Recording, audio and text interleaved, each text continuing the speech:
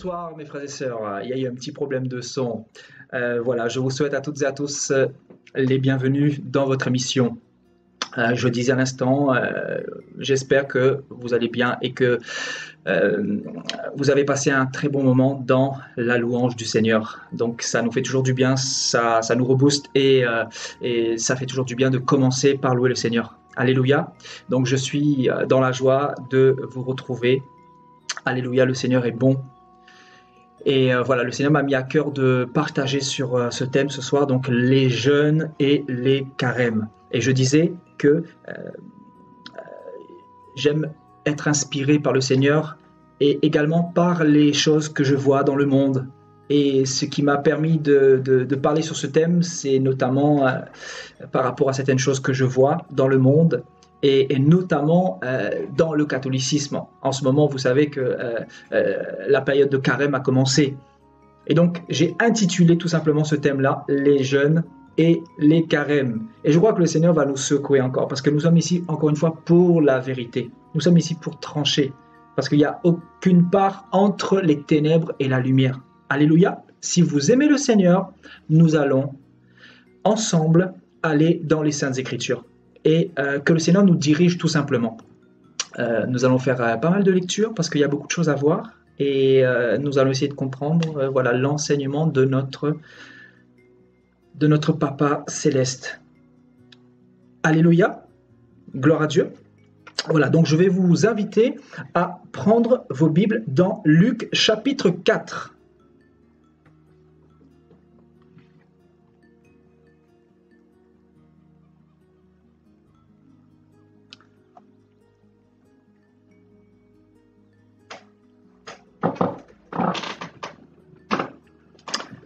Voilà, donc le Seigneur m'a conduit dans Luc 4. Et ce n'est pas un hasard. Vous comprendrez dans quelques instants. Nous lirons à partir du verset 1.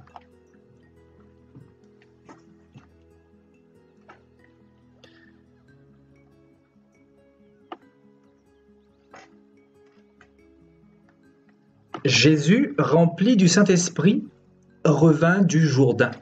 Et il fut conduit par l'Esprit dans le désert, où il fut tenté par le diable pendant 40 jours. Il ne mangea rien durant ces jours-là. Et après qu'ils furent écoulés, il eut faim. Le diable lui dit, « Si tu es fils de Dieu, ordonne à cette pierre qu'elle devienne du pain. » Jésus lui répondit, « Il est écrit, l'homme ne vivra pas de pain seulement. » Le diable, l'ayant élevé, lui montra en un instant tous les royaumes de la terre et lui dit, « Je te donnerai toute cette puissance et la gloire de ces royaumes, car elle m'a été donnée et je la donne à qui je veux. Si donc tu te prosternes devant moi, elle sera toute à toi. » Jésus lui répondit, « Il est écrit, tu adoreras le Seigneur ton Dieu et tu le serviras lui seul. » Le diable le conduisit encore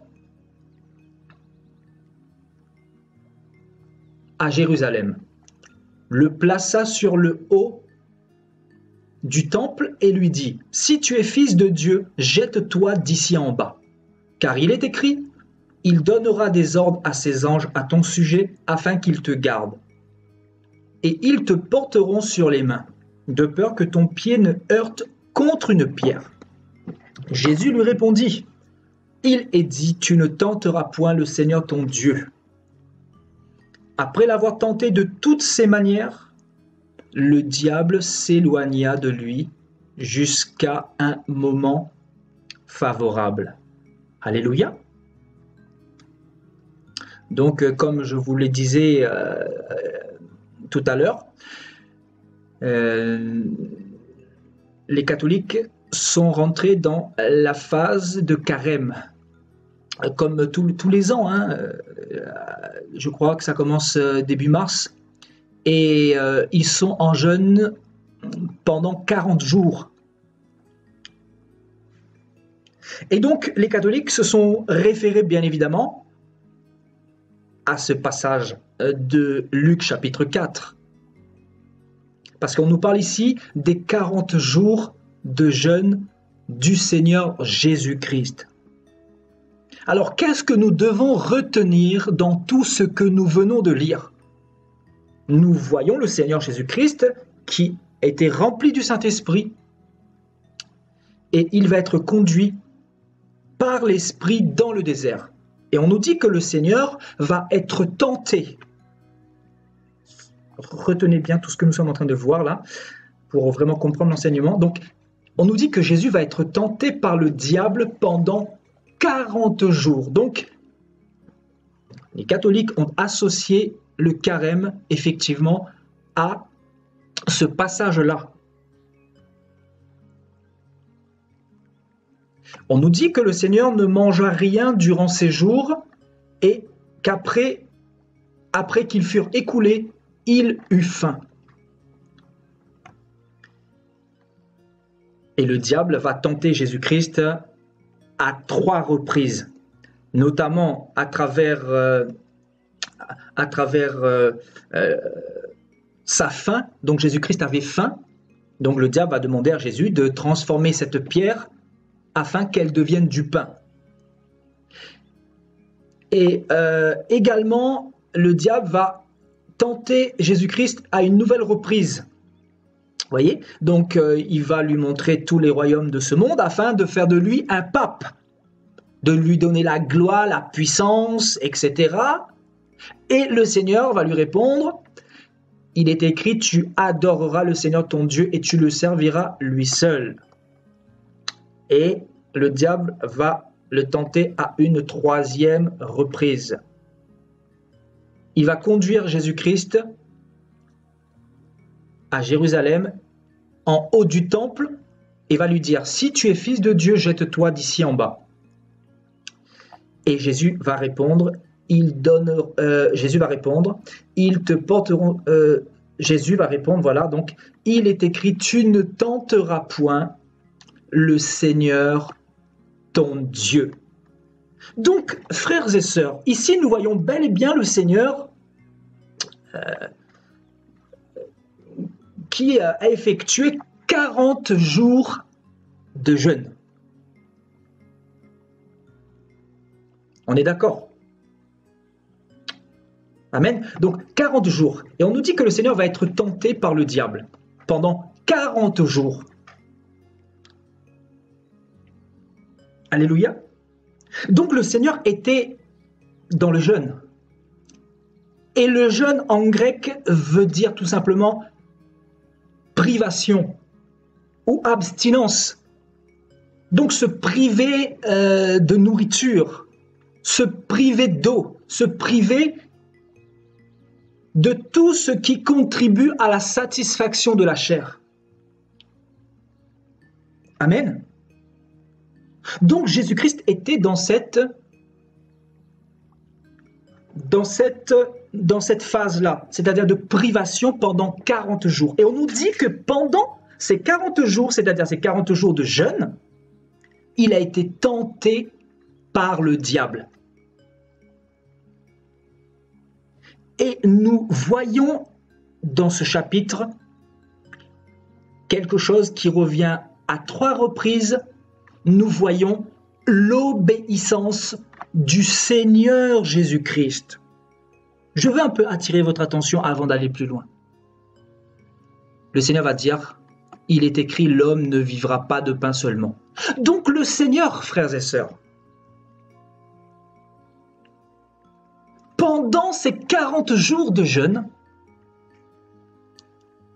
était dans une attitude de résistance par rapport au diable. Était dans une attitude d'obéissance par rapport à son Dieu. Parce qu'il va reprendre le diable par rapport à sa séduction, il va dire « l'homme ne vivra pas de pain seulement ». Donc, non pas une seule fois, mais 2 fois et 3 fois. C'est la 2e reprise, il dira « tu adoreras le Seigneur ton Dieu et tu le serviras lui seul ».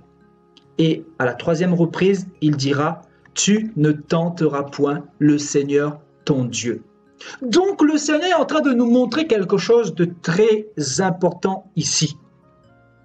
Nous comprenons que notre Maître, notre Seigneur, notre Dieu, notre Maître Jésus-Christ de Nazareth, qui est passé par cette phase de jeûne de 40 jours, on nous dit qu'il était dans l'obéissance la plus totale.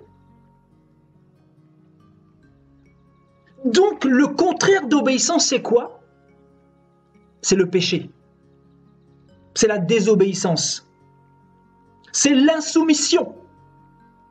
Et on nous dit que notre maître, notre modèle parfait, il était dans l'obéissance. Et non pas, il a obéi qu'une seule fois, ni 2 fois, mais 3 fois. Et il était même prêt à obéir encore plus si Satan s'était mis en activité pour le séduire davantage.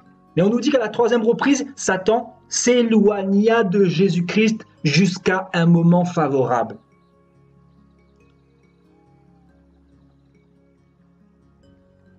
Donc, si on veut parler de jeûne dans un premier temps, parce que nous sommes chrétiens, et la Bible dit que tout disciple accompli sera comme son maître.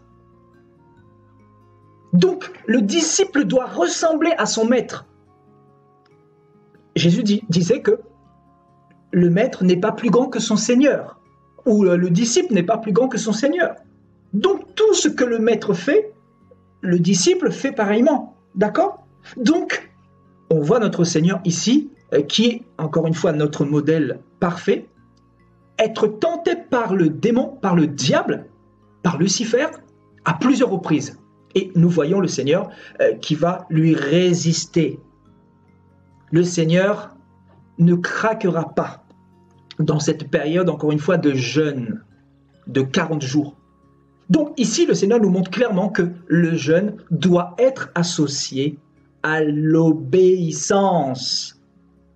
Parce que si on parle de jeûne, cela doit être fait dans la manière que Dieu veut. Nous ne pouvons pas jeûner n'importe comment. On ne peut pas se lever et dire, voilà, on va faire 40 jours de jeûne si, au préalable, nous ne connaissons pas notre Dieu ou ce qu'il attend de nous. Parce que nous voyons en ce monde, frères et sœurs, beaucoup jeûner, beaucoup de chrétiens jeûner. Et quand je dis chrétiens, dans les chrétiens, il y a les catholiques, les protestants, les pentecôtistes, les baptistes, les témoins de Jéhovah. Nous voyons toutes sortes de chrétiens mettre des jeûnes en place, mais en réalité, très peu connaissent notre Dieu. Très peu connaissent l'enseignement de notre Seigneur Jésus-Christ. Très peu connaissent le modèle que le Seigneur nous a montré ou nous a laissé il y a 2000 ans. Quel est le modèle que le Seigneur nous a laissé? Le Seigneur nous a laissé un modèle de perfection. Il nous a montré que si nous voulons que notre jeûne ou notre carême, je dis carême parce que le carême n'est pas dans la Bible, mais si je parle de carême, c'est pour un petit peu associer cela aux catholiques. Parce que c'est eux qui utilisent ce terme-là, ce terme qui n'est pas biblique, ce terme qu'on n'a pas trouvé dans la Bible. Et pour votre information, ce terme carême en latin qui se nomme ainsi, donc quadragesima, donc signifie 40e. Donc ils ont associé le jeûne de Jésus-Christ au carême. C'est-à-dire le carême selon eux, le jeûne selon eux, non pas selon Dieu. Parce qu'encore une fois, le jeûne selon Dieu, ou le carême, entre guillemets, selon Jésus-Christ, c'est un carême dans l'obéissance. C'est un jeûne dans la soumission. C'est un jeûne qui nous pousse à porter notre croix, à tout laisser devant le Seigneur. Alléluia. C'est un jeûne qui nous pousse à nous soumettre d'une manière complète par rapport à la volonté de Dieu, si nous voulons lui plaire. Et si nous voulons tout simplement ne pas tomber dans les séductions du diable. Alléluia. Mais il s'avère qu'en 2019, il y a tellement de chrétiens qui ne connaissent pas Jésus-Christ, mais qui ont connu Jésus-Christ à travers la tradition, à travers la culture, à travers les ancêtres, à travers ce qu'on leur a inculqué. Ce qui fait que beaucoup, malheureusement, marchent dans une chrétienté, mais sans Jésus. Sans le Jésus de la Bible. Moi, je vous parle du véritable Jésus, le Jésus de la puissance de la résurrection, le Jésus qui fait trembler les démons, le Jésus qui guérit des maladies incurables. Je ne vous parle pas du petit Jésus du pape, ou je ne vous parle pas du petit Jésus qui est resté sur la croix, entre guillemets, dans les temples ou dans l'église catholique. Je ne vous parle pas de ce petit Jésus-là, qui n'agit jamais, mais qui fait silence toute l'année. Et depuis 2000 ans, il fait silence, celui-là. Mais je vous parle du véritable Jésus qui nous a donné cet exemple-là dans Luc 4. Ce Jésus qui a combattu le diable par une obéissance parfaite à plusieurs reprises. Donc, le Seigneur nous a montré clairement qu'il était dans une période de jeûne de 40 jours. Et il a associé ce jeûne qu'il a remis entre les mains de Dieu, parce qu'il était devant Dieu pendant ce jeûne-là, dans la souffrance. Donc, Dieu le fortifie à travers ces 40 jours de jeûne. Donc, il a associé ce jeûne-là à l'obéissance. Donc, il connaissait son Dieu. Il connaissait son Dieu. Parce que si Jésus-Christ ne connaissait pas comment fonctionnait le Père, il aurait craqué et effectivement, il aurait transformé la pierre en pain. Parce qu'il en avait le pouvoir, parce que Jésus-Christ, c'est tout simplement Dieu incarné en chair. Il en avait le pouvoir de transformer cette pierre en pain. Souvenez-vous qu'il a transformé l'eau en vin. Donc il en était capable, parce qu'il avait faim. On nous dit que quand il était arrivé au terme de ces 40 jours, il eut faim. Et qu'est-ce que Satan va faire? Satan va exploiter la faiblesse de Jésus-Christ. Il va exploiter la faiblesse de Jésus-Christ, et il va lui dire, voilà, si tu es le Fils de Dieu, transforme ce pain, ce rocher en pain. Donc fais-toi plaisir, mange. Et si Jésus-Christ avait craqué, forcément, il aurait été dans la désobéissance par rapport à Dieu et dans l'obéissance par rapport à Satan. Et donc son jeûne n'aurait pas été valable. Vous comprenez ?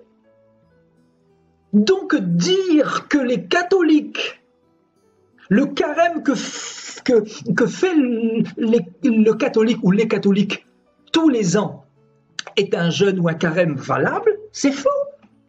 Pourquoi?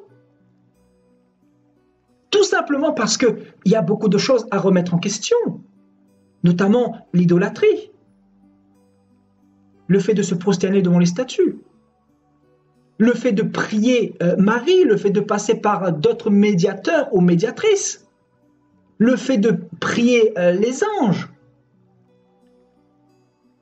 le fait de participer à des doctrines qui n'ont rien à voir avec la Bible,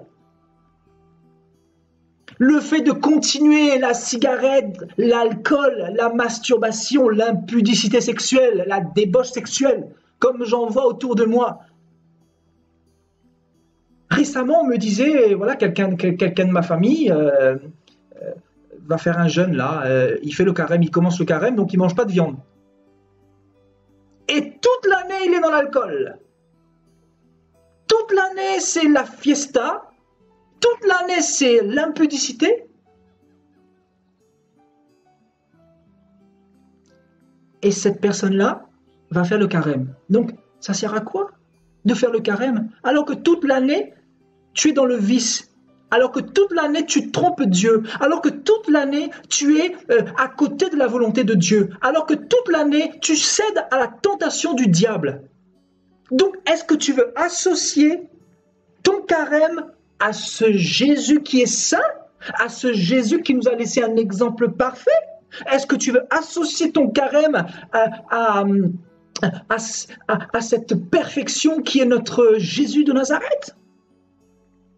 Donc on voit bel et bien aujourd'hui que les gens se moquent de Dieu. Nous sommes arrivés dans une génération où les gens associent leurs abominations à ce Dieu-là. Et c'est pour ça que le Seigneur disait que le jugement sera plus terrible. Le jugement va commencer par la maison de Dieu. Parce qu'on ne se moque pas de Dieu. On ne peut pas se lever un matin, être dans le péché, fumer la clope, vivre dans l'impudicité sexuelle. Tu n'es pas marié, tu vas coucher. Ta vie n'est pas en règle avec Dieu. Tu vas faire ça d'une manière inappropriée. Et tu te lèves pour jeûner. Et tu crois que Dieu va approuver cela. Tu crois que tu veux associer ce Jésus qui est saint avec ta souillure, avec ton impudicité, avec ta débauche. Et tu crois que Dieu va agréer cela.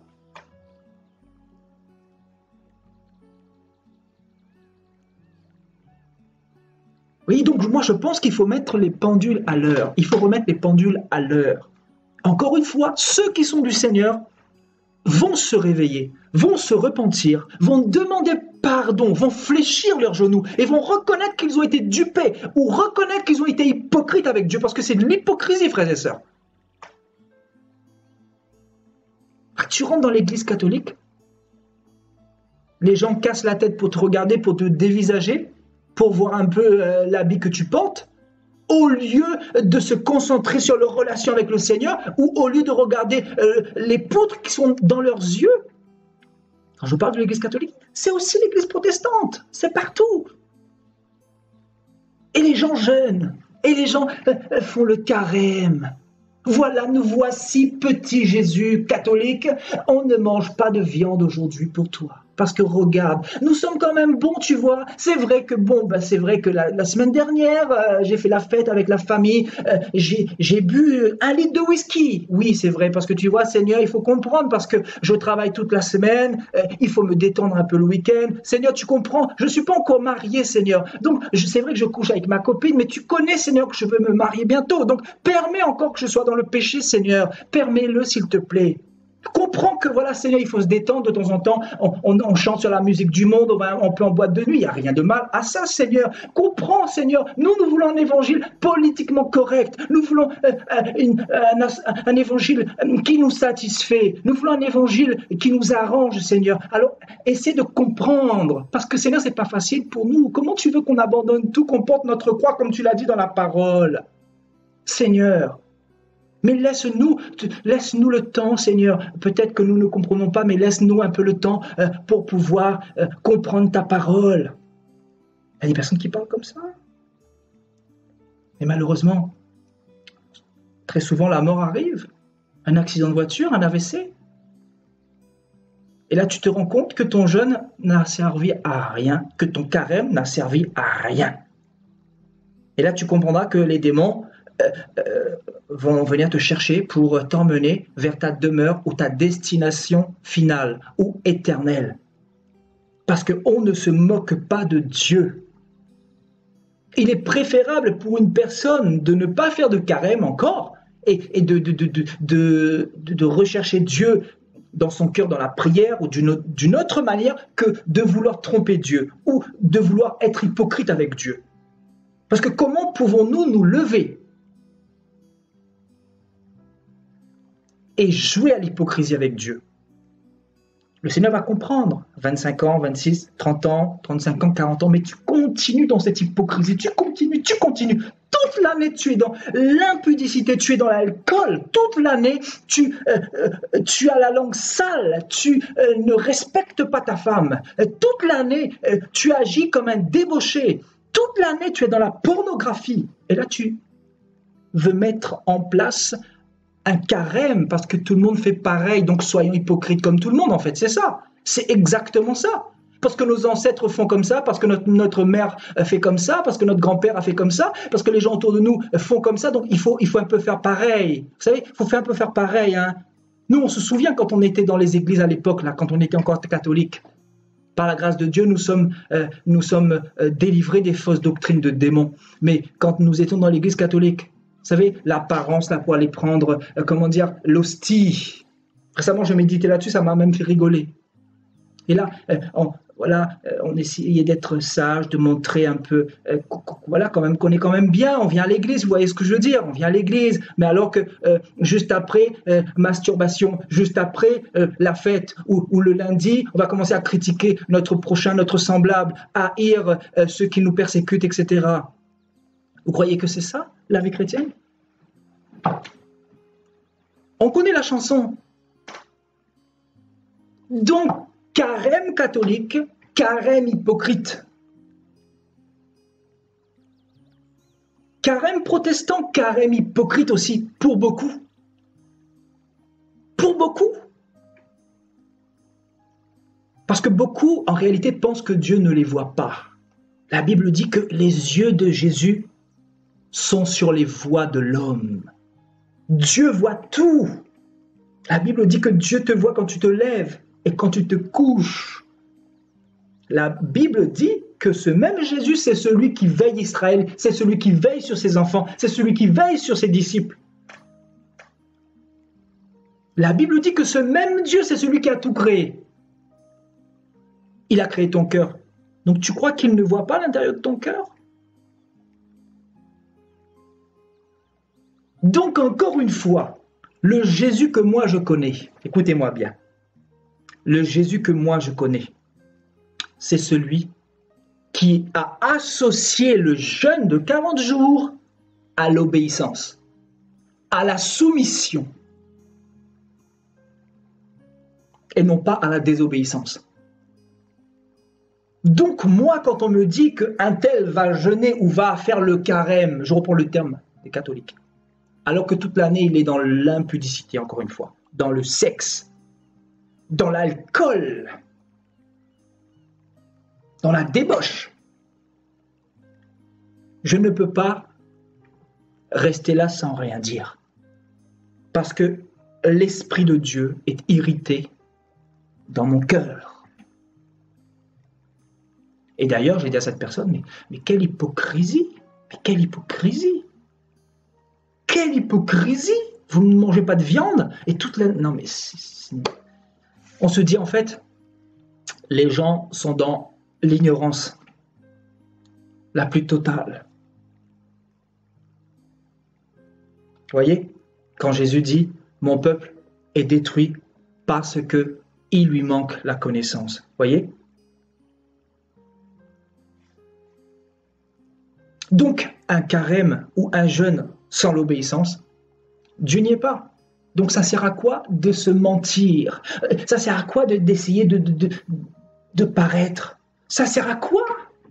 Si Dieu n'est pas dans l'affaire, ça sert à quoi, mes amis? Ça sert à quoi, écoutez-moi bien, de venir prêcher devant la caméra comme ça? Si Dieu n'est pas dans l'affaire, ça sert à quoi d'ouvrir une église si Dieu ne t'a pas mandaté, si Dieu n'est pas dans l'affaire? Ça sert à quoi de te lever pour prêcher si Dieu n'est pas dans l'affaire? Ça sert à quoi de faire telle ou telle chose, de paraître devant les hommes, de mettre un beau costard, une belle cravate, d'avoir de belles apparences, de séduire ton prochain si Dieu n'est pas dans l'affaire, si toi-même tu n'es pas droit, pur avec Dieu? Ça sert à quoi?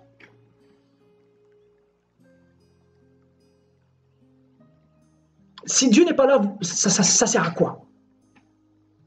Pourquoi l'apparence?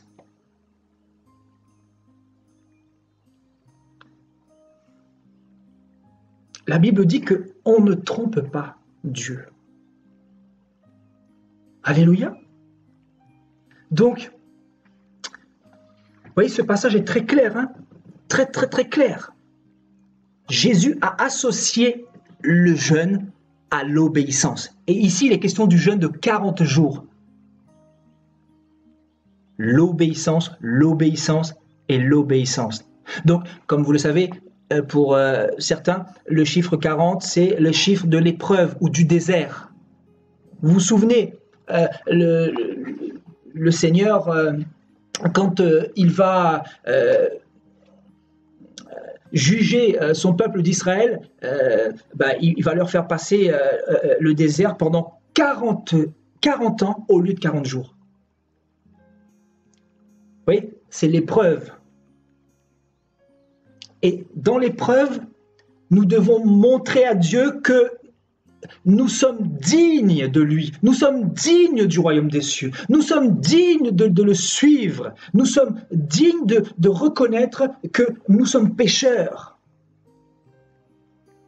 Voyez, la dignité de s'humilier, la dignité de s'abaisser, la dignité de se repentir en permanence, de lui demander pardon, de reconnaître nos fautes, nos mauvais agissements.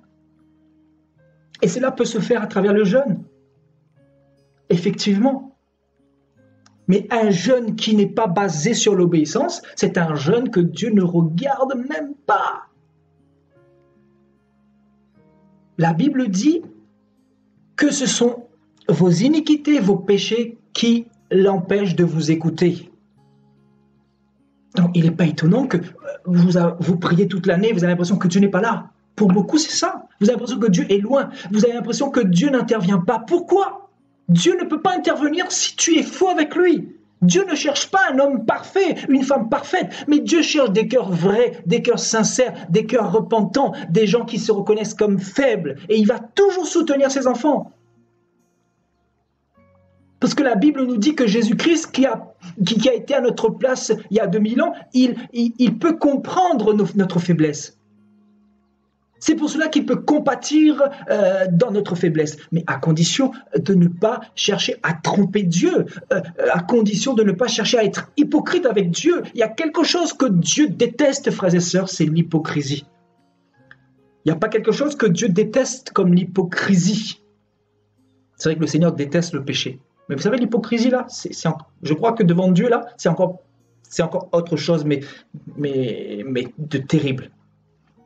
Vous voyez pas, dans Matthieu 23, comment le Seigneur a combattu les pharisiens, comment il leur a parlé. Vous êtes des sépulcres blanchis, vous cherchez à paraître juste devant les hommes, mais à l'intérieur, vous êtes comme des tombeaux, vous êtes comme, vous êtes remplis de toute espèce d'impureté, d'ossements de mort. Et vous pensez que Jésus a changé? Jésus n'a pas changé, frères et sœurs. Voyez donc, le chiffre 40 représente l'épreuve ou le désert dans la Bible, c'est-à-dire la souffrance. La souffrance. Donc si tu jeûnes, si tu souffres pour Dieu, si tu montres ton obéissance à Dieu, c'est pour ne plus juste après recommencer les mêmes choses, les mêmes erreurs dans lesquelles tu étais. Parce que la Bible dit dans Hébreux 10, 26 que si nous péchons volontairement après avoir reçu la connaissance de la vérité, il ne reste plus de sacrifice pour le péché, mais l'ardeur d'un feu et l'attente du jugement. L'attente du jugement et l'ardeur d'un feu qui dévorera les rebelles.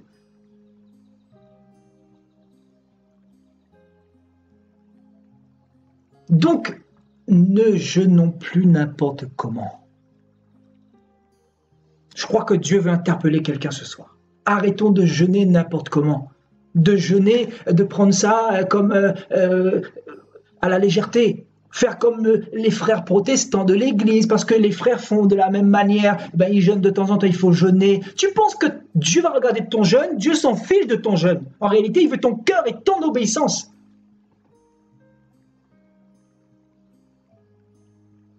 Est-ce que ton cœur est disposé à l'obéissance? Parce que si ce n'est pas le cas, ne jeûne pas. Ça ne sert à rien. Si ton cœur est disposé à l'obéissance, même si tu es faible, le Seigneur va considérer cela. Le Seigneur va prendre en compte cela, parce qu'il sait que nous sommes faibles. Donc tu peux rentrer dans un jeûne, effectivement, pour demander à Dieu de t'aider pour une situation ou pour un péché que tu n'arrives pas à abandonner. Mais si tu ne te disposes pas à cela, si tu ne t'humilies pas, l'humilité, si tu ne t'écrases pas, si tu ne portes pas ta croix, ta douleur, ta souffrance, si tu ne portes pas le poids de toutes ces tentations, mais si au contraire tu craques à chaque fois, comment tu veux que Dieu se manifeste dans ta vie? Comment tu veux que Dieu t'emmène plus loin avec lui? Dieu sait que nous sommes faibles. Donc arrêtons de jeûner n'importe comment. Revoyons notre manière de jeûner. Parce que, encore une fois, le jeûne de notre Seigneur Jésus-Christ était associé à l'obéissance. Et l'obéissance la plus totale, frères et sœurs. Alléluia. Et donc, le but du jeûne même, c'est une façon de se préparer pour laisser à Dieu toute la place. Et quand on laisse à Dieu toute la place, on ne garde pas une petite partie pour soi. Quand on laisse à Dieu toute la place, c'est-à-dire on retire l'alcool, on retire le sexe, on retire l'impudicité, on retire le mensonge, on retire le blasphème, on retire la rébellion, on retire les calomnies. Vous comprenez? Oui, donc le jeûne, c'est une privation et aussi l'abstinence. Mais l'abstinence de quoi? L'abstinence de la nourriture, mais pas que de la nourriture. L'abstinence par rapport au péché. La privation par rapport à ce que la chair aime. Par rapport à tes désirs qui sont contraires à ceux de l'esprit.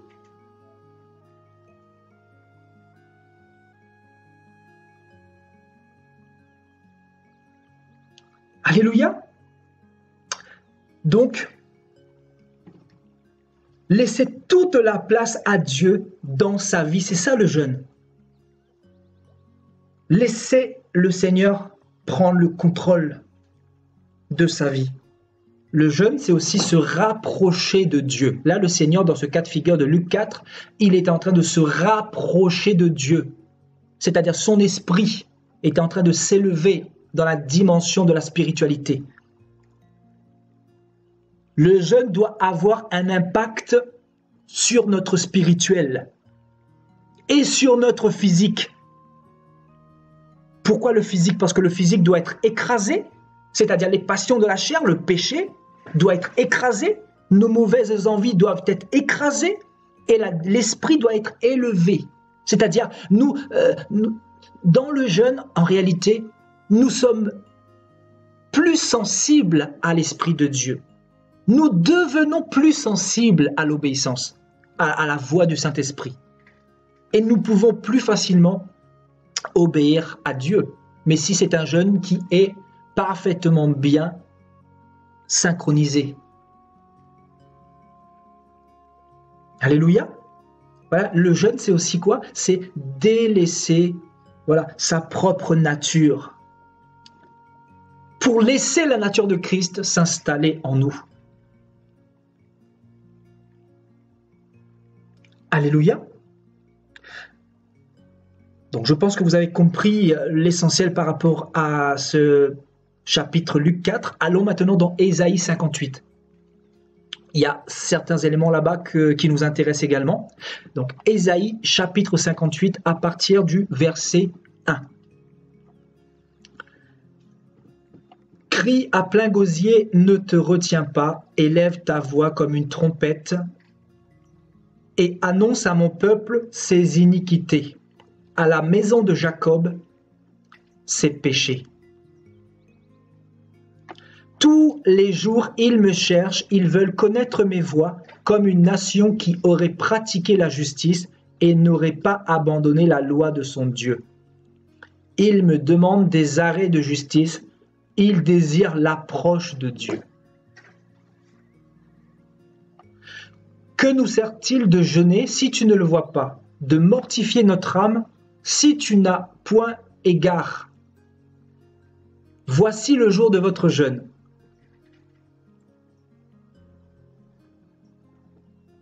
Regardez ce que dit Ésaïe ici, par l'Esprit. Voici le jour de votre jeûne. Vous vous livrez à vos penchants et vous traitez durement tous vos mercenaires.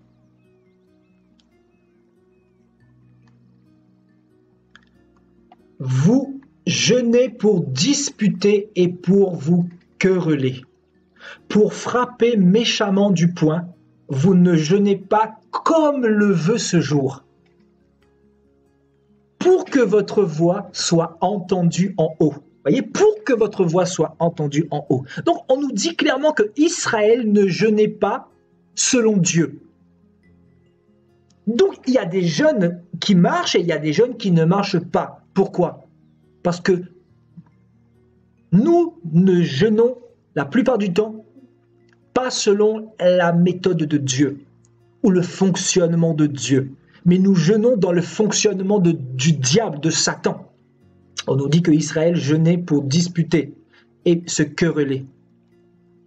Donc, ils étaient dans la méchanceté. Et Ésaïe dira, vous ne jeûnez pas comme le veut ce jour, comme le veut le Seigneur, afin que votre voix soit entendue en haut. On continue. Est-ce là le jeûne auquel je prends plaisir? Waouh, là c'est l'Éternel qui parle, hein, à travers Ésaïe. Est-ce là le jeûne auquel je prends plaisir? Un jour où l'homme s'humilie, humilie son âme, courber la tête comme un jonc et se coucher sur le sac et la cendre. Est-ce là ce que tu appelleras un jeûne? Un jour agréable à l'Éternel? Donc, Dieu associe le jeûne selon lui ici au jeûne d'Israël. Et il dit clairement, tu vas associer tes abominations à ce que moi je recherche, à mes attentes. Et voilà ce qu'il va dire au verset 6. Voici le jeûne auquel je prends plaisir. Détache les chaînes de la méchanceté. Dénoue les liens de la servitude. Renvoie libres les opprimés. Et que l'on rompe toute espèce de joug. C'est fort, hein? Partage ton pain avec celui qui a faim. Fais entrer dans ta maison les malheureux sans asile.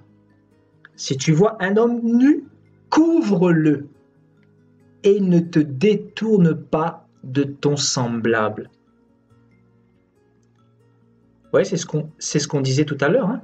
Vous savez, les gens sont dans la méchanceté, les gens sont dans l'alcool, les gens sont dans toute espèce d'impureté, dans l'égoïsme également. Et ce sont ces mêmes personnes qui vont mettre des carèmes en place, qui vont faire le carême tous les ans.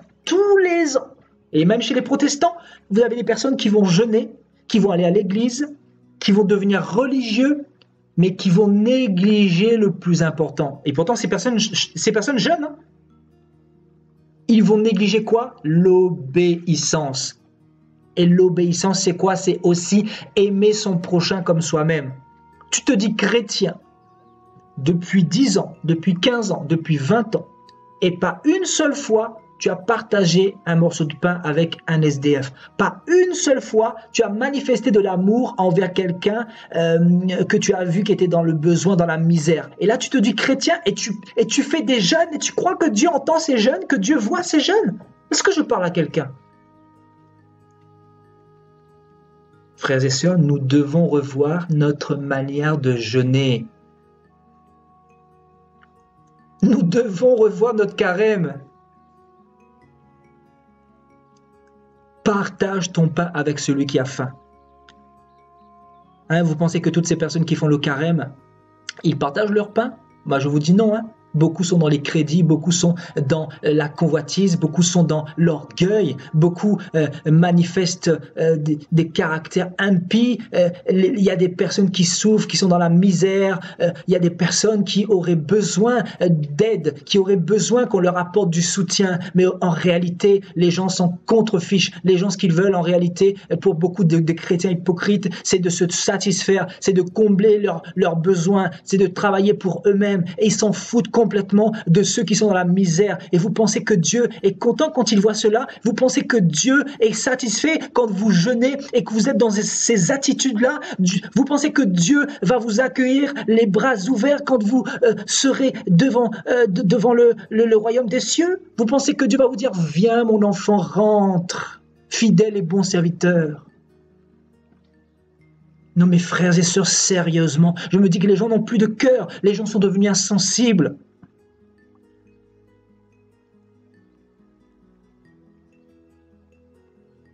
Et il y en en a beaucoup qui sont dans ce cas de figure. Beaucoup, beaucoup, beaucoup. Ils ont mis l'amour de côté. L'amour. Où est l'amour dans l'église catholique? Dans l'église protestante? Où est l'amour? L'église protestante n'est pas meilleure que l'église catholique. C'est encore pire, voire pire.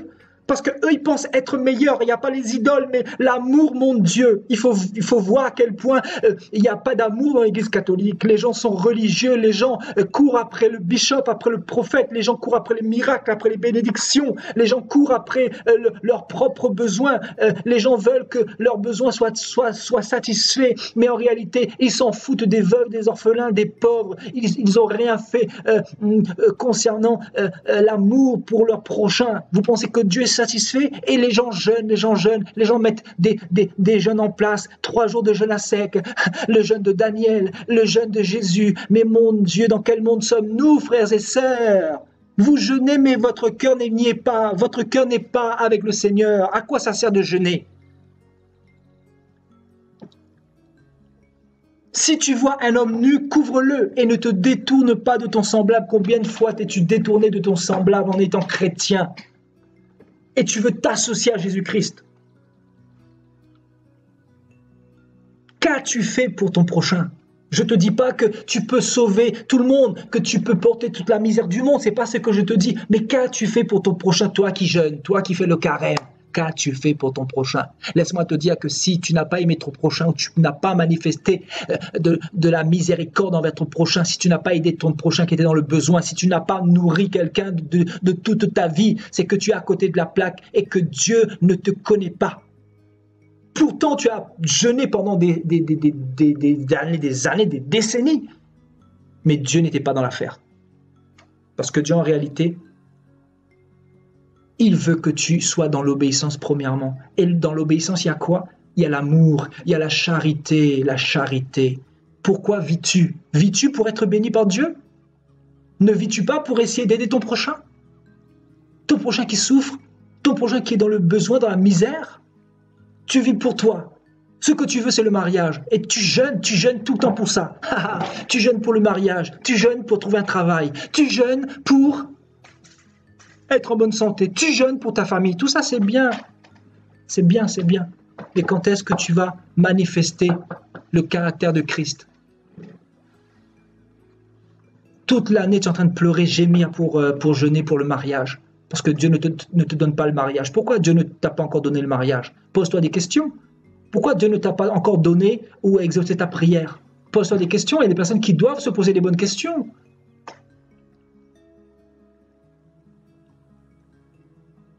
Est-ce que ton jeûne est véritablement accompagné de l'obéissance parfaite à Dieu?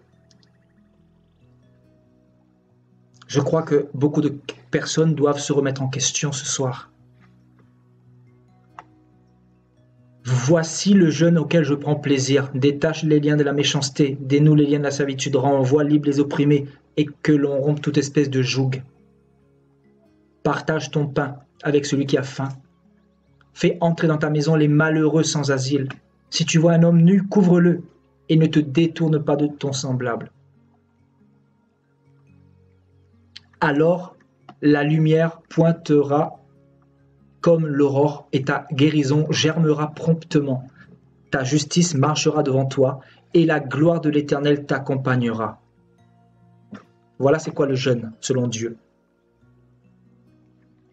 Dans le jeûne, il y a l'amour, frères et sœurs. Quand vous jeûnez, ne demandez pas au Seigneur le mariage ou le travail premièrement, mais demandez-lui un cœur pour aimer votre prochain, pour aimer déjà Dieu de tout votre cœur, afin que lui, il vous permette d'aimer votre semblable, de faire des choses pour lui, de pouvoir manifester sa propre nature qui est l'amour. Vous voyez, toutes les choses viennent par la suite. Il dit, alors ta lumière pointera comme l'aurore et ta guérison germera promptement. Donc la santé qui va avec. Ta justice marchera devant toi. Alléluia. Et la gloire de l'Éternel t'accompagnera. Donc si la gloire de l'Éternel t'accompagne, tu n'as même plus besoin de lui demander. C'est-à-dire, il va pourvoir. La Bible dit que Jésus-Christ connaît déjà notre besoin avant même que nous lui demandions. Alors tu appelleras et l'Éternel répondra. Ha ha! Tu crieras et il dira, me voici. Si tu éloignes du milieu de toi le joug, les gestes menaçants et les discours injurieux, tu fais le carême, tu jeûnes et tu es en train de calomnier à longueur d'année, tu participes au discours des méchants.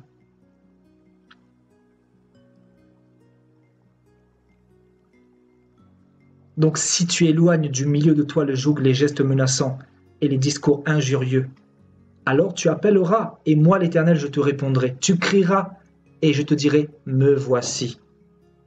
Et le Seigneur ajoute, si tu donnes ta propre subsistance à celui qui a faim. Waouh!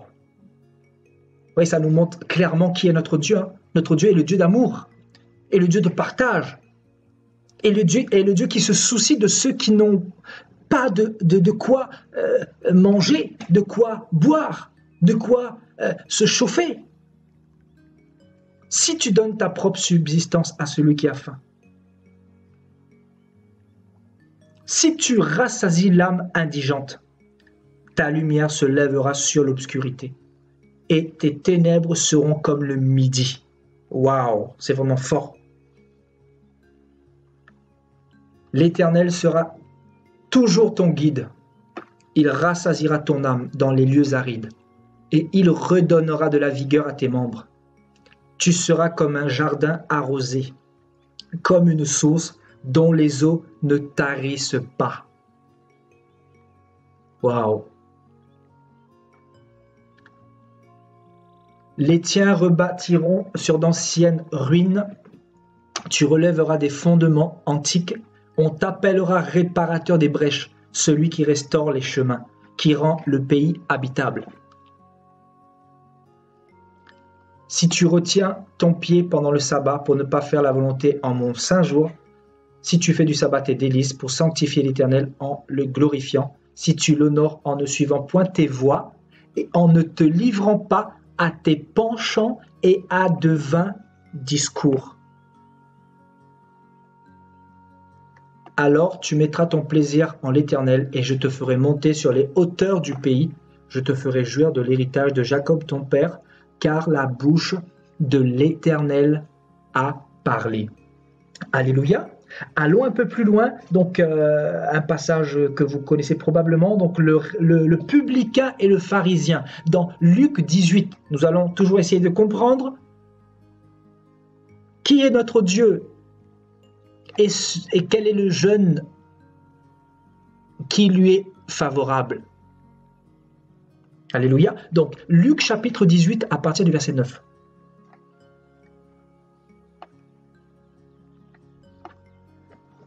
Il dit encore cette parabole. En vue de certaines personnes se persuadant qu'elles étaient justes et ne faisant aucun cas des autres. Écoutez bien. Ne faisant aucun cas des autres. Deux hommes montèrent au temple pour prier. L'un était pharisien et l'autre publicain. Le pharisien, debout, priait ainsi en lui-même. « Ô Dieu, je te rends grâce de ce que je ne suis pas comme le reste des hommes, qui sont ravisseurs, injustes, adultères, ou même comme ce publicain. Seigneur, au verset 12, je jeûne 2 fois la semaine. Je donne ma dîme sur tous mes revenus. »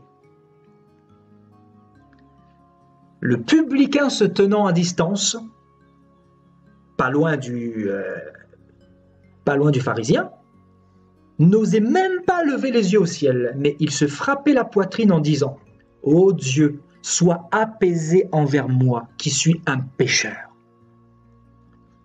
Et qu'est-ce que Jésus va dire ici?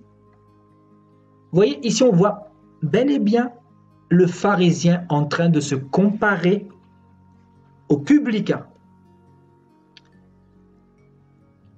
Et il est en train de se donner des fleurs, de dire que voilà, il n'était pas ravisseur, ni injuste, ni adultère, comme ce publicain.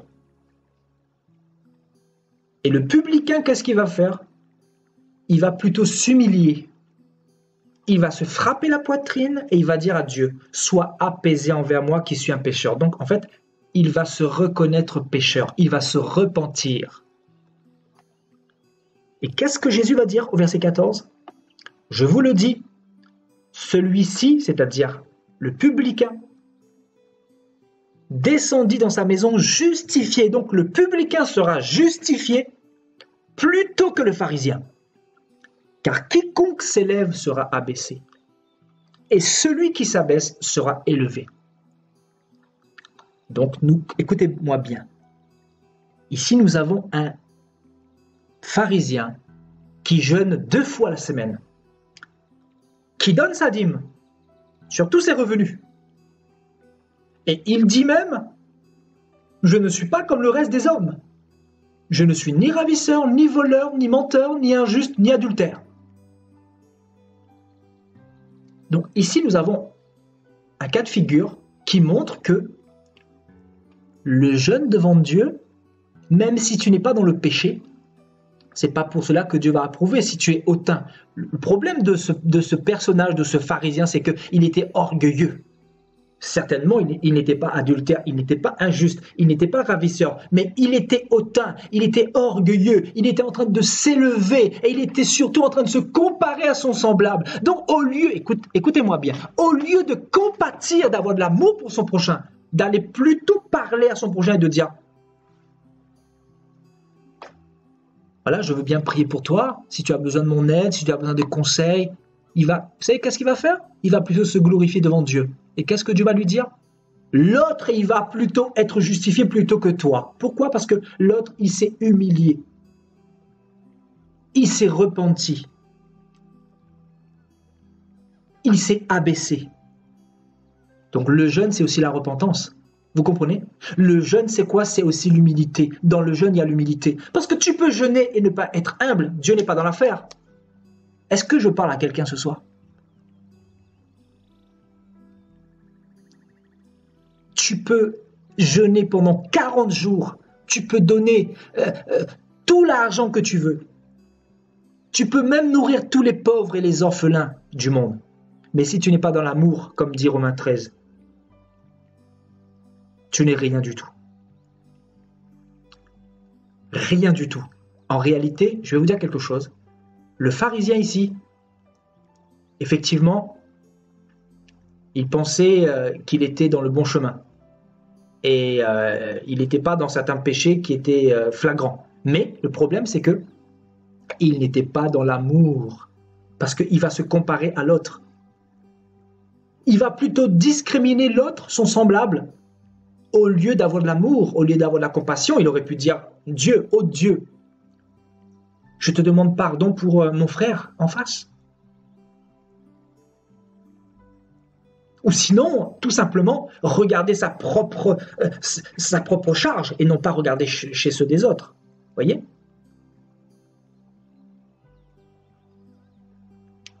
Voyez, donc ça c'est de l'orgueil.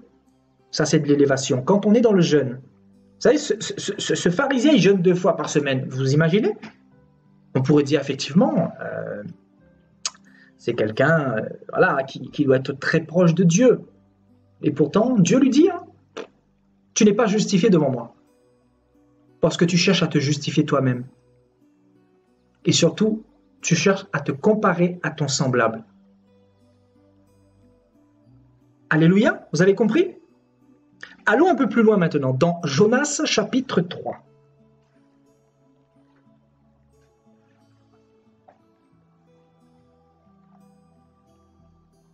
Vous connaissez pour la plupart d'entre vous ce passage également. Donc Dieu qui va envoyer Jonas à Ninive, la ville qui s'appelle Ninive, pour avertir cette ville et pour dire à cette ville de se repentir. Alléluia. Donc nous lisons à partir du verset 3. Jonas chapitre 3 au verset 3. Et Jonas se leva et alla à Ninive selon la parole de l'Éternel. Or, Ninive était une très grande ville de 3 jours de marche. Jonas fit d'abord dans la ville une journée de marche. Il criait et disait « Encore 40 jours, C'est le chiffre 40 qui revient. Donc, l'épreuve, hein, Dieu met à l'épreuve Ninive. C'est comme un désert que Dieu donne à Ninive pour traverser, afin d'être sauvé, afin de ne pas être détruit. Vous suivez? Donc 40 jours, c'est quoi? C'est l'épreuve, c'est le désert. C'est l'humilité, nous venons de le voir également, l'humilité. Et Ninive est détruite. Donc encore 40 jours et Ninive est détruite après ces 40 jours. Les gens de Ninive crurent à Dieu et publièrent un jeûne et se revêtirent de sacs depuis les grands jusqu'aux plus petits. Vous voyez, donc on nous dit que les gens de Ninive vont croire à la prédication de Jonas et ils vont publier un jeûne. Et suivez bien, on nous dit, ils se revêtirent de sacs depuis les plus grands jusqu'aux plus petits. La chose parvint au roi de Ninive, et il se leva de son trône, ôta son manteau, se couvrit d'un sac et s'assit sur la cendre. Donc il y a l'humilité, vous comprenez? Les habitants de Ninive s'étaient humiliés, et on nous dit que le roi de Ninive également s'est humilié. Donc dans le jeûne, il y a l'humilité. Dans le jeûne, il y a l'abaissement. Dans le jeûne, il y a la reconnaissance par rapport à ses fautes, par rapport à ses péchés. C'est-à-dire, on reconnaît qu'on est pécheur devant Dieu. On reconnaît qu'on a mal agi. On reconnaît qu'on a désobéi. On reconnaît, en fait, on est dans une attitude d'humilité. On est dans une attitude d'abaissement. Et là, nous voyons un parfait exemple du peuple de Ninive, ainsi que du roi de Ninive. Et il fit faire dans Ninive cette publication par ordre du roi et de ses grands. Que les hommes et les bêtes, les bœufs et les brebis ne goûtent de rien, ne pèsent point et ne boivent point d'eau.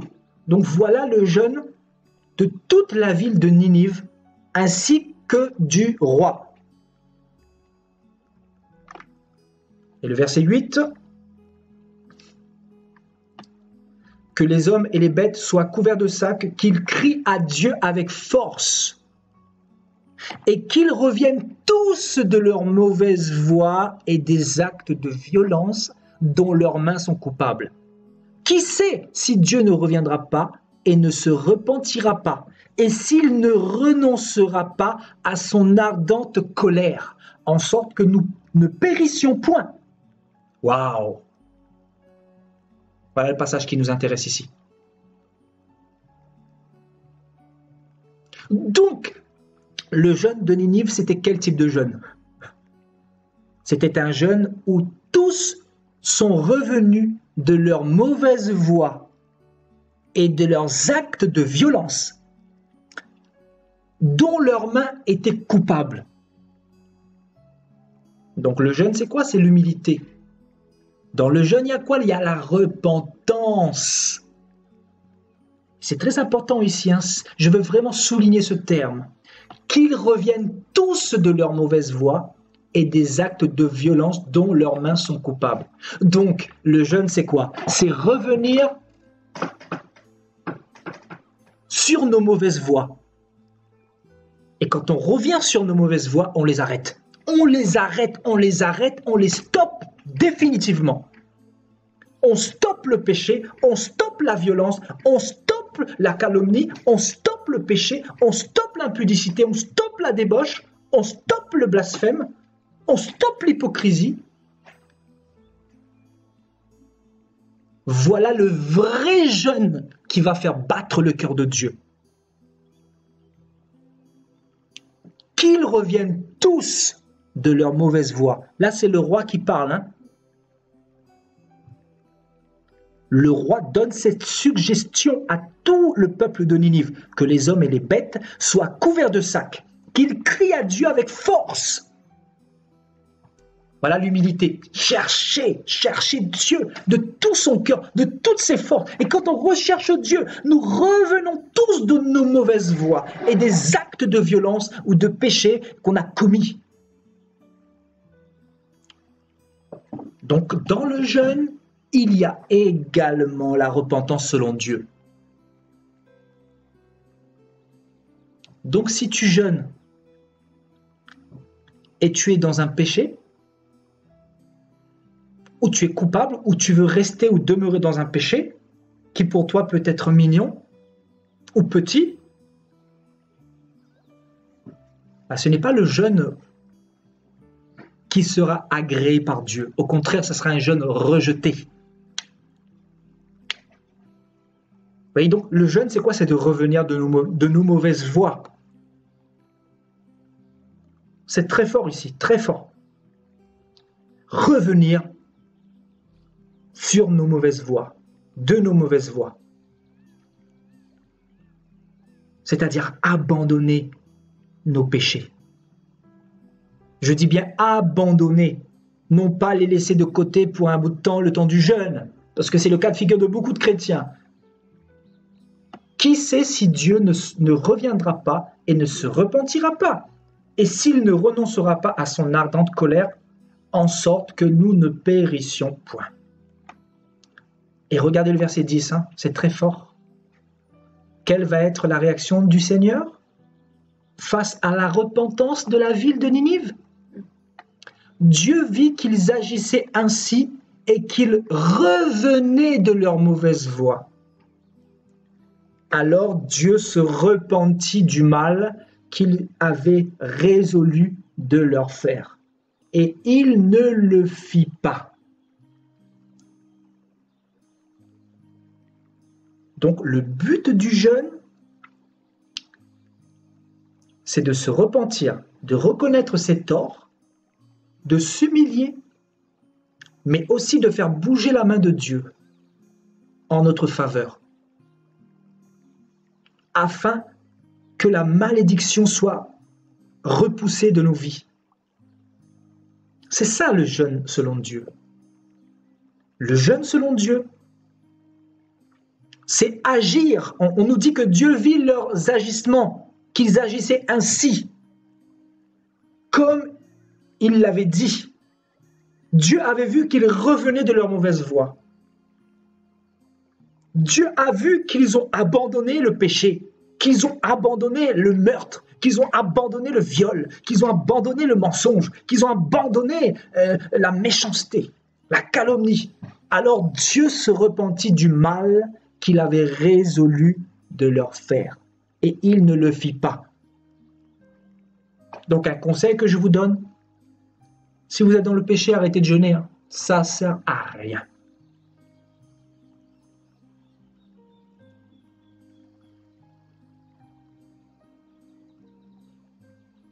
Ça ne sert à rien en réalité. Parce qu'on nous dit que dans Luc 4, Jésus était déjà rempli du Saint-Esprit. Vous voyez, ici, Jésus était déjà rempli du Saint-Esprit. Regardez, après, il va jeûner juste après. Rempli du Saint-Esprit, revint du Jourdain. Donc, quand tu vas jeûner, je ne te dis pas que tu dois être forcément rempli du Saint-Esprit, mais tu dois déjà être dans une attitude d'obéissance. Voilà ce que je dis.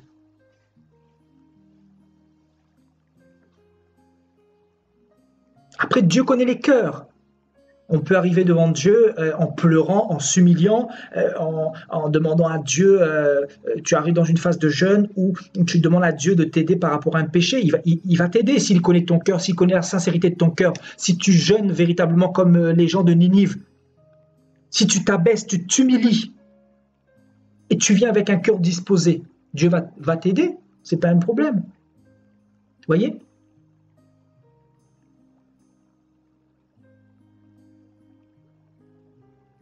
Donc le jeûne, en fait, c'est pour se rapprocher de Dieu. Voilà le but également du jeûne. Mais quand on se rapproche de Dieu, frères et sœurs, comme vous le savez, Dieu est saint. Quand on s'approche de Dieu, on doit sortir de là meilleur.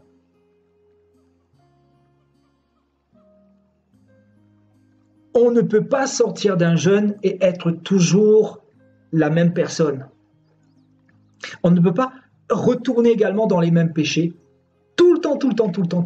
Tous les années, carême. Mars 2010, carême. Mars 2011, carême, toujours dans le sexe. Mars 2012, carême. Mars 2013, carême. Mars 2019, toujours pas marié, toujours dans le sexe, toujours dans l'alcool, toujours dans la cigarette et la drogue, toujours dans les boîtes de nuit. Et là, tu penses que Dieu est content. Je crois que les vrais enfants de Dieu vont se réveiller. Alléluia. On a presque terminé. On va partir dans Colossiens chapitre 2.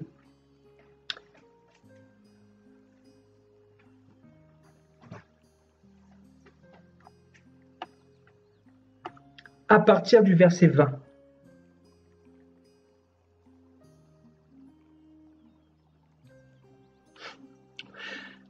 Si vous êtes morts avec Christ, au rudiment du monde, pourquoi, comme si vous viviez dans le monde, vous impose-t-on ces préceptes?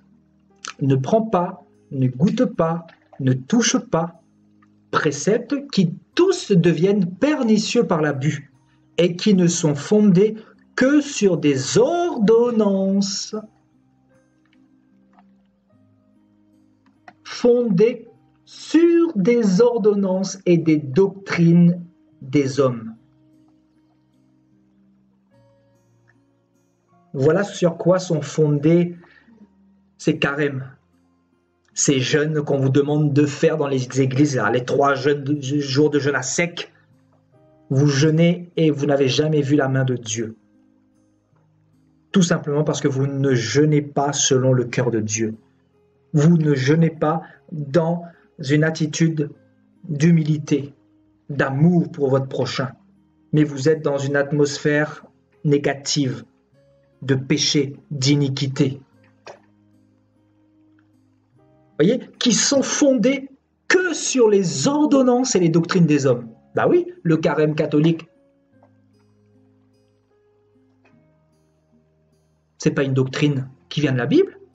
Effectivement, le Seigneur a jeûné 40 jours, mais quand on jeûne 40 jours, on doit être aussi en mesure d'obéir à Dieu.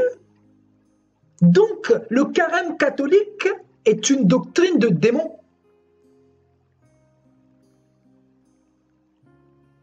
Est une doctrine hypocrite. Le jeûne sans l'obéissance est une doctrine de l'enfer. Parce qu'on te dit que Dieu est amour, que Dieu va comprendre, que Dieu ne t'inquiète pas. Il faut continuer dans le péché, c'est pas grave. Ce sont des doctrines de l'enfer, et surtout ce carême-là de l'Église catholique, là, 40 jours dans le carême, alors que tu te prosternes devant des idoles. Si tu meurs comme ça, tu vas aller en enfer, la Bible le dit. Et pour les catholiques qui pourraient être là, va aller voir un petit peu la vidéo de délivrance que nous avons fait dans la semaine. Regardez un petit peu ce que les démons disaient dans cette vidéo. Si vous n'avez pas la crainte de Dieu, commencez à vous poser les bonnes questions. Quand on vous dit que l'idolâtrie, là, c'est l'enfer. L'idolâtrie, là, le Seigneur veut la gloire pour lui tout seul. Il refuse de partager sa gloire. Et surtout pas aux idoles, qui ne respirent pas, qui n'entendent pas, qui ne voient point, et qui n'entendent pas vos prières non plus. Alléluia. Donc, l'idolâtrie. L'idolâtrie, c'est un péché. Et si on fait le carême et qu'on est dans l'idolâtrie, c'est-à-dire on prie Marie, on prie les saints, on s'adresse à Saint-Antoine, à Saint-Expédie, je ne sais pas moi, il y en a tellement, un panthéon de saints, alors qu'en réalité, ce sont des démons, et je le dis ouvertement devant le monde entier, ce sont des démons, vous êtes en train de prier des démons, alors vous faites le carême, arrêtez de vous faire manipuler. Si vous aimez le Seigneur, allez et vérifiez ce que nous sommes en train de vous dire ce soir. Dans Luc 4, le Seigneur associe le jeûne à l'obéissance. Et l'obéissance, c'est quoi? C'est adorer Dieu en esprit et en vérité. C'est adorer Dieu dans l'obéissance. Adorer Dieu entre vous et le Seigneur. Ce n'est pas avec un intermédiaire. Ce n'est pas avec le pape au milieu. Ce n'est pas avec la statue de Marie. Ce n'est pas avec l'image du faux Jésus sur vos murs. Parce que là, vous attirez à vous plutôt la malédiction que la bénédiction. Parce que les idoles, en réalité, ce sont des points de contact pour les sorciers. Ce sont des points de contact pour les démons. Ce sont des points de contact pour que le diable ou la maladie puisse vous atteindre. C'est vrai que beaucoup sont dans l'ignorance, mais on doit vous dire les choses. On doit vous dire les choses. Après, les vrais enfants du Seigneur vont se repentir. Et ceux qui ne sont pas de Dieu, ben vous pouvez continuer dans l'idolâtrie. C'est votre salut qui est en jeu. Hein. En tout cas, la parole du Seigneur, elle est là pour tout le monde. Alléluia. Donc, ces choses-là sont fondées sur les ordonnances et les doctrines des hommes. Et Paul dit quelque chose de très fort ici. Hein. Il dit, ils ont en vérité une apparence de sagesse. Ah oui, oh, je vais faire le carême, je vais faire le jeûne. Ouh là là, j'ai une belle apparence. Ah oui, hein, tu sais, maman ou papa ou ma sœur, là, je suis en carême. Hein, n'est-ce pas? Chez les catholiques ou chez les protestants. C'est comme ça qu'on parle. Hein. Ah, je fais le carême, la maman. Hein. Donc voilà, vois, je suis quelqu'un, hein, tu vois. Je suis quand même bien. Hein. C'est vrai que toute l'année, non, je suis un peu dans les boîtes de nuit. Mais bon, tu vois, maman, je fais le carême. Hein, donc voilà, je fais un effort pour Jésus. Ils ont en vérité une apparence de sagesse. Une apparence de sagesse. En ce qu'ils indiquent un culte volontaire. Parce que c'est un culte volontaire. C'est une forme d'humilité, nous dit Paul ici. Donc, ils indiquent un culte volontaire. Donc, c'est quelque chose de volontaire. Faire le carême, c'est réfléchi, c'est quelque chose que tu poses, c'est un acte que tu poses devant le Dieu que tu sers. C'est de l'humilité également, parce qu'un carême, c'est quoi? C'est s'abstenir de quelque chose, de la viande ou de nourriture. Donc, c'est de l'humilité. Et le mépris du corps, effectivement. Effectivement. Tu montres que voilà, tu veux un peu écraser les désirs de la chair par ton carême. Mais Paul dit, ils sont sans aucun mérite et contribuent à la satisfaction de la chair.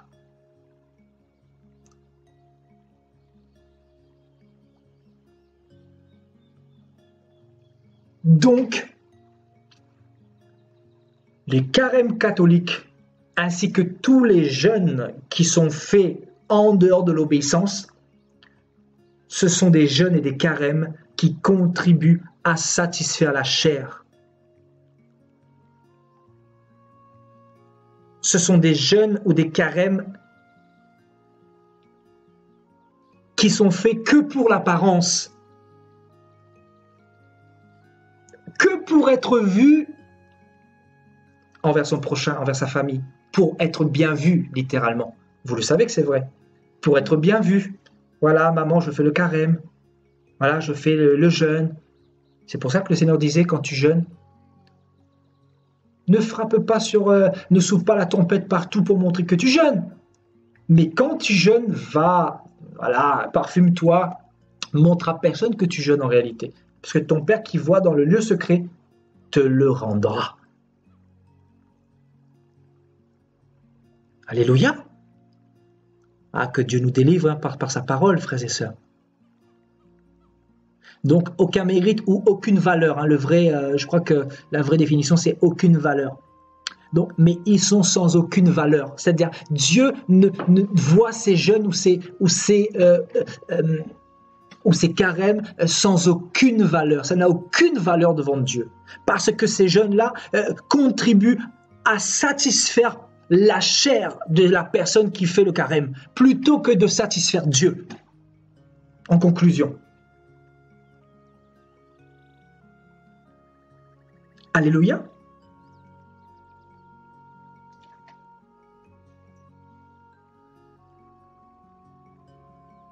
Donc, est-ce que tu veux jeûner pour satisfaire ta chair ou plutôt pour satisfaire le Seigneur?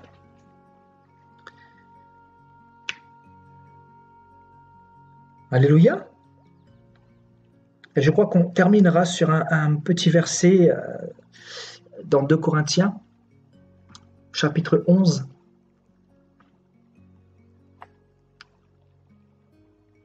Ici, il s'agit de notre frère Paul. Il dit « J'ai été dans le travail et dans la peine, exposé à de nombreuses veilles, à la faim et à la soif, et à des jeûnes multipliés, au froid et à la nudité. » Et il le dira également dans d'autres versets, qu'il a été beaucoup dans les jeûnes, etc. Paul, c'était quelqu'un qui obéissait à Dieu. C'est quelqu'un qui ne se prosternait pas devant les idoles. D'ailleurs, dans Acte 17, il dira « Le Dieu qui a fait le ciel et la terre n'habite pas dans les dieux faits de main d'homme. » Et il va reprendre dans Acte 18, il va reprendre... des personnes qui étaient dans l'idolâtrie justement, et il va leur dire ce que vous révérez sans le connaître, ce Dieu-là, il n'a rien à voir avec les idoles, donc il faut vous repentir, vous comprenez? Donc Paul lui-même était dans l'obéissance et il marchait dans la saine doctrine, donc il était effectivement dans de nombreuses veilles, dans des jeûnes multipliés, afin d'être toujours au plus proche de Dieu. Donc en fait les jeûnes, c'est une manière de nous approcher davantage de Dieu. Mais la meilleure manière de vous approcher de Dieu, vous savez c'est quoi? C'est l'obéissance.